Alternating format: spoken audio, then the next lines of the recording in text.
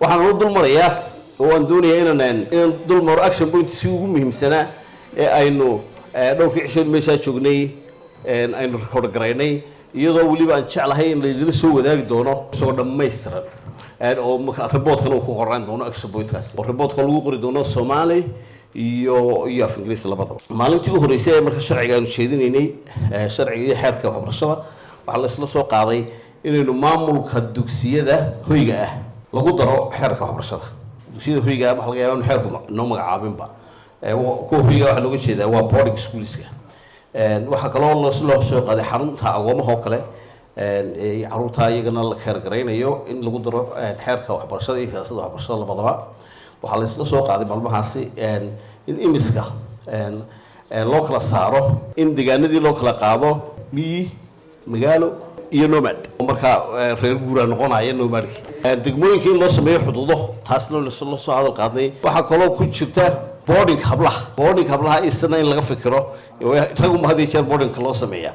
waxaa kaloo la soo qaaday amii dhaweysay primary schoolska lagu daro life skills kaasi marka isagana oo maxaan ku raayay cunto karintii oo paintingii IT-gii waxaa lagu dari doonaa kala tusaale ahaan waaxda dadban oo kala la raacin doona action plan-kaasi hadhow toole SSB-ga si hadhow toole wax uga soo baxan guidelines aan raaci karna. lacagta ardayda laga qaado oo laga hadlay iyada lafteeda in maamul loo sameeyo primary secondary haddii yihiin lacagyaga laga qaado maamul loo sameeyo guidelines lagu maamuli karo lacagtaasi. dugsiyada hoose ee miyiga ah ku yaala in laga dhigo dugsiyo hoose dhexe sare marka in hadda laga bilaabo laga dhigo dugsiga hoose dhexe sare ee dugsiyada primary ee miyiga ah. macallimiinta shaqo qaran oo aynu doonayno iyagana in la qaybiyo oo inta joogta maxaan ku dhahday si fiican loogu qaybiyo iskuuladii u baahnaa oo iyadoo baahida laga dareeyo. soo far intaasi aynu samaynay ilaa hadda intaasaynu samaynay. shirku wuxuu ka dhacay Maroodi Jeex waxaana leeyahay guul iyo gobonimo ayuu shirkaasi inoogu dhamaaday. waxaana leeyahay hal ujeedo meenu dhammaantiin u shaqaynaynaa hadday tahay wasiir madaxweyne ilaa macallin ilaa kormeere waa inaynu arday wax barno dhammaanteedna waxaan rabnaa inaynu ardayga tayadiisa wanaajino. waxaan ku soo gabagabeynayaa assalaamu calaykum waraxmatullaahi wabarakaatu. muhiimadda ugu weyn waxa weeyaan in dadku sinaan helo in qof waliba uu helo shaqada uu qabto wax u dhigma. runtii marka la eego dhammaanteen qarankaynu u shaqaynaa qarankana qofna waxa uu ugu shaqeeyo kama helo. taas macnaheedu ma aha inaynu dee qarankeenna u dudayno waxa weeyaan inaynu nafhur samaynayno oo shaqadani ay tahay mas-uuliyad wadareed iyo mas-uuliyad ummadeed oo dhammaanteen ina wada saaran oo aynu gudanayno waajib wadaniya oo aynu gudanayno waajib qawmiya oo aynu gudanayno waajib ummadnimo iyo mid qarannimo labadaba. sidaa daraaddeed dhaqaalaha waddankeenna iyo resourceskeenna iyo haynteenna iyo waxa gacanta inoogu jira oo aada u xadidan aawadeed ayaa mar walba sababta in ay yaraato waxa ay dadka ama shaqaaluhu ka helayaan. haddana iyada oo ay taasi jirto waxaa muhiima oo muhiimad weyn leh in la iswaafajiyo shaqada ay shaqaaluhu qabtaan iyo waxa ay helayaan. runtii arrintaasi waa siyaasadii wasiirka muddo dheer bay ka go'nayd. sanadkaa iyo dheeraadkaa uu joogayba arrintaa uu ku hamiyeyey uu doonayay annagana isagaa nagu dabagalay arrintanna isaga ayaa ay ka timid. waxa weeyaan waxaynu doonaynaa maalin dhow insha allahu tacaala haddii ilaahayna inala qabto horta suurtagal ma tahay in aynu shaqaalaheenna maanta 900 ee laanta ah ama 1 milyan qaata badankoodu celcelis ahaan inaynu midkiiba u qorno $400 ama $500 bishii. suurtagal ma tahay marka koowaad.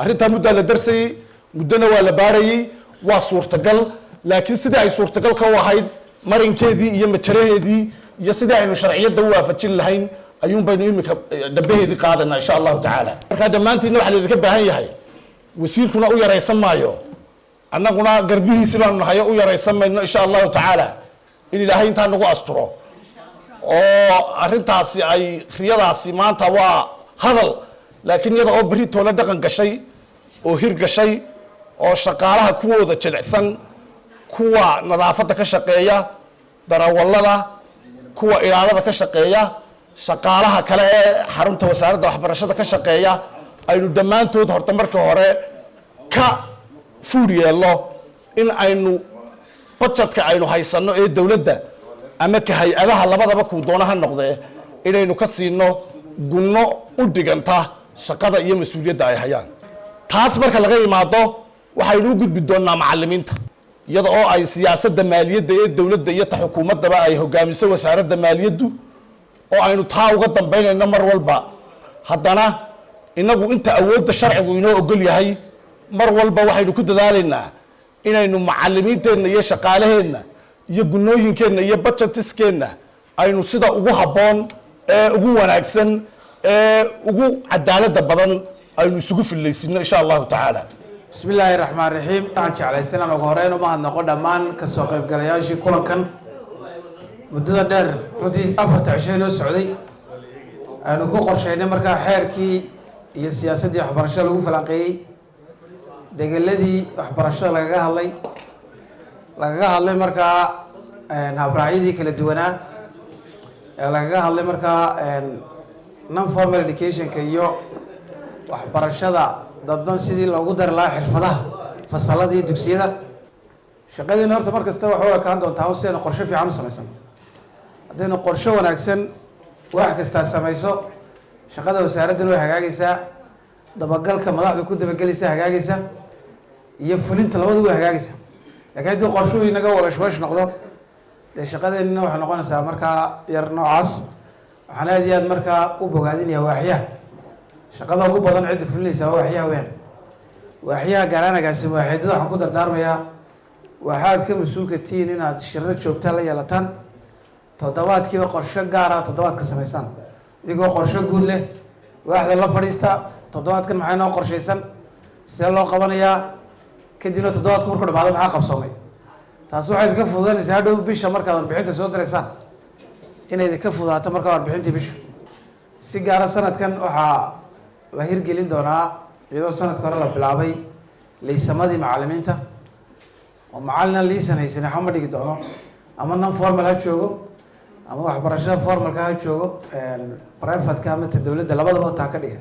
macallimiinta guryaha iman doona looga yeedhaya guryaha wax ka dhigaya dhammaantood macallin liisan lahayn markaa waxba ma dhigi doono insha allahu tacaala sanadkan. madax qaybeedyada la taliyaasha iyo dhammaan shaqa iyo guddoomiyaasha gobollada iyo dhammaan shaqaalaha kale ee wasaaradda ee ka soo qayb galay kulankan 4 maalmood inoo soo socday ee maalin walba imika saacadda waxay maraysaa 5tii galabnimo ku dhawaad iyo subaxii 8 intaynu bilaabno maalin walba ilaa xilligaa gaadhayay maalmo badan. aad baan idinku mahadnaqayaa iyadoo xilligii shaqadu uu ahaa 2 duhurnimo inaynu ka tagno, haddana intaa dheeraadka waxaynu u shaqaynaynay waddankeena iyo caruurteena iyo dadkeena inaynu waxbarno. sanadkii hore waxyaabaha inoo qabsoomay waxaa ka mid ah oo 3 himilo markaynu u qaybino tii fidinta 100 iskuul baa Somaliland laga dhisay. waxaynu soo iibinay oo kale imika la wada soo iibintiisii tabletiskii meelaha caruurtu ay filaqsan yihiin iskuulaan laga dhisi karaynu ku gaarsiinanay. waxaynu ku soo guulaysanay oo kale inaynu xogtii ardayda iyo macallimiinta shaqaalaha helo. dabeedna wixii dambe aynu qabanayno xogtaasaynu ku salaynayna waxaynu samaynay oo kale deeq waxbarasho oo jaamacadaha intooda badan ilaahay khayr siiyay ay naga aqbaleen. dhinacii tayadana 1000 in ka badan oo macallimiin ah baynu tababarnay. liisankii macallimada baynu samaynay oo 1000 iyagana ku dhawaad ay qaateen ilaa 2000. waxaynu dib u eegis ku samaynay xeerkii iyo siyaasadii waxbarashada oo muddo la waday oo ay hogaaminaysay waaxda xeerka iyo siyaasadaha inoo qaabilsan oo ah waaxda qorsheynta, laakiin ay la shaqaynayeen la taliyaal iyo dad sharci yaqaan iyo khubaraahi. waxaynu samaynay oo kale maamul daadejintii waa marka la soo gaaro tii maamul wanaagga. waxaynu samaynay 3 degmo ayaynu samaynay guddiyada waxbarashada. degalaynu haddana usii qaybinay 10 baynu isku xidhnay maasha allah. imikana waxaa la soo saarayaa 10kiiba qof baa guddoomiye si loo ogaado aynu halka hoose usoo ogaano gunta. sanadkii dhaweyta waxaynu qornay oo miisaaniyaddii inoogu jiray 300 oo macallin. shaqadii qarankana waxaa laynoo soo qoray intaa in leeg. sanadkanna waxaynu ku rajo weynahay in aynu intaa in ka badan fulino.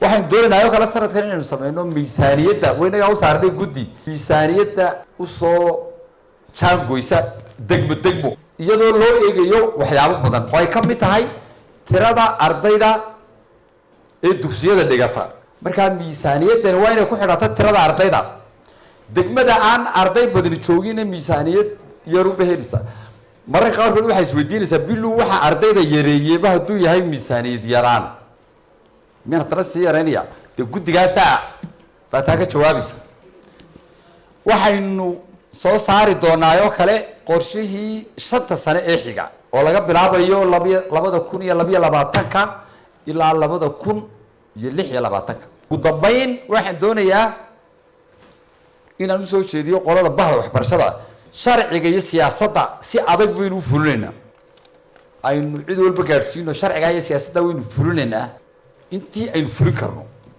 waanaynu fulin karnaa marmarsiiyo caynka waa inaan dee la keenin jiilka dambe ayna eeganaya hadduu ku arko inaad sharciga fulinayso wasaaradda waxbarashadu wasaaradda way ka xag jirtaa haddaad wixii sheegto iwaaniso adigu ku dhaqmiin dee horta ku dhaqan adigu 500,000 oo caruur ay eeganayo ardaya iyo intaan leego baqan wasiirkii waxbarashadu sidoo u dhaqmaan eeganaya agaasimaha guud waxbarashadu soo dhaqmaan eeganaya agaasimaha waxay soo dhaqmaan eeganaya marka inaga haynaga muuqato dhaqan wanaaga la sheegay sharcigu sheegay caruur waa in la soo saaro jiil dhaqanka ku wanaagsan aqoon leh diinta ku wanaagsan marka horta inaga haynaga muuqato marka de qorshe fiican baa ayaynu dejisanay qodobadii la isku raacay guul weyn in soo gaarnay idinkana waan dib mahadnaqayaa inaa 5tii halkaa fadhidaan mushaharkiina idinkoo loogay intuu qaato haddana halkaa waxaa u fadhida saacadda ilaahay baa ka helaysaan ajar ubadkiina waan u shaqaysaan wasalaamu calaykum waraxmatullahi